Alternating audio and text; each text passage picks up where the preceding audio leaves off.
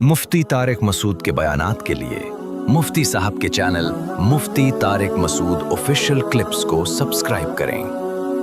آج یورپ میں بہت سے لوگ کہتے ہیں ایکچولی ہمیں حلال ملتا ہی نہیں ہے تو ہم کیا کریں، مجبوری میں ہم پھر وہی مشینی ذبیحہ کھا لیتے ہیں، مشینی چکن کھا لیتے ہیں۔ ایک ہوتا ہے نا ہاتھ سے ذبح، ایک ہوتا ہے مشین نے ہی گردن اڑا دی، ٹیپ چلا دی، بسم اللہ اللہ اکبر پڑھ کے، اور بلیڈ سے مرغیاں آٹومیٹیکلی ذبح ہو رہی ہیں، تو وہ ذبیحہ حلال نہیں ہے۔ قرآن میں صاف طور پر ہے وَلَا تَأْكُلُوا مِمَّا لَمْ يُذْكَرِ اسْمُ اللَّهِ عَلَيْهِ، جس جانور پر اللہ کا نام نہ لیا جائے، کیا مطلب انسانوں کی طرف سے، بلکہ صرف انسان ہونا بھی کافی نہیں ہے۔ اللہ نے وَطَعَامُ الَّذِينَ أُوتُوا الْكِتَابَ، اوت الکتاب کا ذبیحہ اور مسلمان کا ذبیحہ وہ حلال ہے، یعنی اہل کتاب کا ہو یا مسلمان کا۔ اس کے علاوہ کوئی غیر مسلم ذبح بھی کرتا ہے تو بھی حلال نہیں ہے۔ تو کچھ شرطیں اللہ نے لگائی ہیں گوشت کھانے کے لیے۔ صرف مچھلی ایسی ایک مخلوق ہے جو مردار بھی کیا ہے، حلال ہے۔ البتہ مچھلی میں، سمندر کی مخلوق میں جو اختلاف ہے وہ تو میں بیان کر چکا ہوں، پھر مچھلی میں بھی اختلاف ہے۔ امام ابو حنیفہ کے نزدیک وہ مچھلی جو اپنی طبعی موت مر جائے اور مرے ہوئے اتنا ٹائم ہو جائے کہ الٹی ہو کے سمندر کے اوپر یا پانی کے اوپر آ جائے تو وہ مچھلی بھی حلال نہیں ہے، جبکہ دیگر علماء کے نزدیک وہ مچھلی بھی کیا ہے، حلال۔ وجہ اس کی یہ ہے کہ یحرم علیہم الخبائث، جو قرآن کی آیت ہے نا کہ خبیث چیزیں تم پر حرام ہیں، تو امام حنیفہ کہتے ہیں کہ جو مچھلی اپنی طبعی موت مر جائے اور مرے ہوئے بھی اتنا ٹائم ہو جائے کہ الٹی ہو جائے تو وہ خبائث میں داخل ہے، وہ طیبات میں داخل نہیں ہے۔ تو قرآن کی خبائث والی آیت سے جس میں خبیث چیزوں کو حرام قرار دیا گیا ہے تو یہ بھی خبیث ہے، لہذا اس کا کھانا بھی کیا ہے،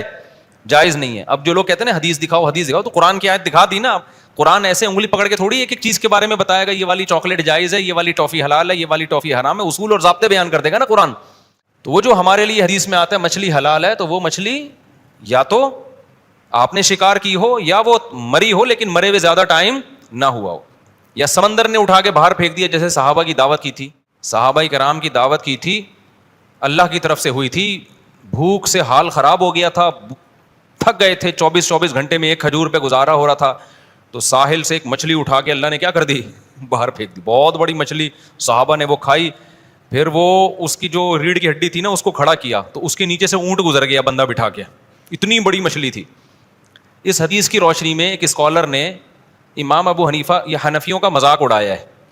کہ حنفی لوگوں کے نزدیک کہا ہے کہ دیکھو ویل مچھلی حلال نہیں ہے، حالانکہ اتنی بڑی مچھلی جو سمندر نے پھینکی تھی بظاہر وہ ویل مچھلی ہوگی،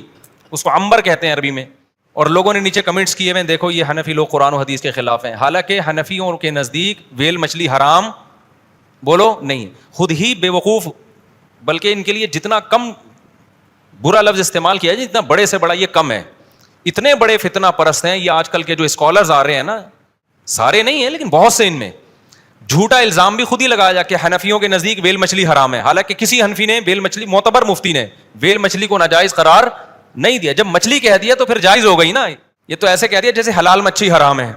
حلال کہہ دیا تو حرام کہاں سے ہو گئی؟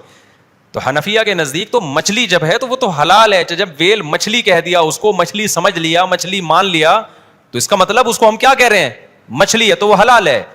تو ایسے ایسے اندھے مقلدین آج کل آ رہے ہیں نا مارکیٹ میں، وہ یہ بھی تحقیق نہیں کرتے کہ یہ جو الزام لگایا جا رہا ہے احناف پہ، یہ الزام بھی درست ہے یا نہیں ہے، آنکھ بند کر کے بس اندھوں کو فالو کر رہے ہیں، لیبل لگاتے ہیں ہم قرآن و سنت کو مانتے ہیں، ہم کسی کی تقلید نہیں کرتے۔ میں نے ان کو جتنی تقلید کرتے ہوئے دیکھا نا اتنی کسی کو نہیں دیکھا۔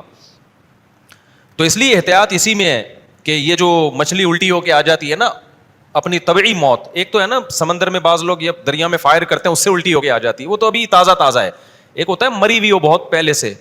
اور پھر الٹی ہو جائے تو وہ بھی خبائث میں داخل ہے، اس سے بھی اوائڈ کرنا چاہیے۔ سمجھتے ہو کہ نہیں سمجھتے تو پاکیزہ چیزیں کھاؤ، حلال طیبات کھاؤ۔ اسی طرح یہ جو کپورے ہیں، بات چل پڑی ہے تو بتا دوں، امام ابو حنیفہ کے نزدیک یہ بھی جائز نہیں ہے، اس کی وجہ بھی یہی ہے وَيُحَرِّمُ عَلَيْهِمُ الْخَبَائِث، یہ نجاست کا یعنی قرار پکڑتی ہے نجاست یہاں پہ، تو نجاست کو اٹھانے کا ایک برتن ہے، یہ مستقل اسی میں اس میں مستقل نجاست رہتی ہے۔ اسی طرح جو پیشاب گاہ ہے جانور کی وہ بھی مسلسل نجاست کا ایک راستہ بنا ہے وہ، تو یحرم علیہم الخبائث میں۔ البتہ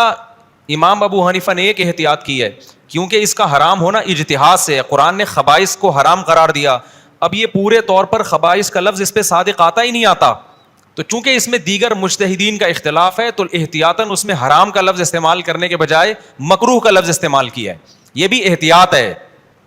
تو آپ دیکھو کتنے مضبوط دلائل ابو حنیفہ کے, پھر بھی احتیاط کے دوسرے مجتہدین کا احترام ہو رہا ہے. اور آج دلائل ہوتے نہیں ہیں, اس کے باوجود اپنی رائے کو ایسے پیش کیا جاتا ہے کہ 100% یہی قرآن و سنت ہے, اور جو اس کے اگینسٹ چل رہے ہیں وہ بالکل قرآن و سنت کے خلاف چل رہے ہیں, وہ اندھے مقلد ہیں. اور ضرورت کیا ہے آپ کو ایسی مشتبہ چیزیں کھانے کی یار؟ کٹا کٹ کھا رہے ہو تو کپورے چھوڑ دو تھوڑی دیر کے لیے, کوئی پاکیزہ چیزیں کھانے کے لیے کم ہے کیا؟